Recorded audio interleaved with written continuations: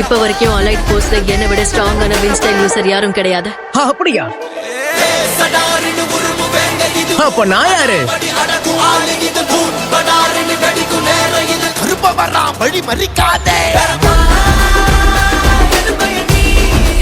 நிச்சயமா இதெல்லாம் பத்தவே பத்தாது. அவர் அசால்ட்டா தட்டி விட்டுடுவார். அது எனக்கும் தெரியும்.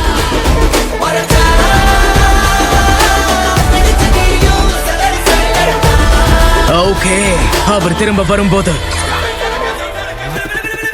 அதுவும் இவ்வளவு பக்கத்துல அட்டாக் பண்ண முடியும்.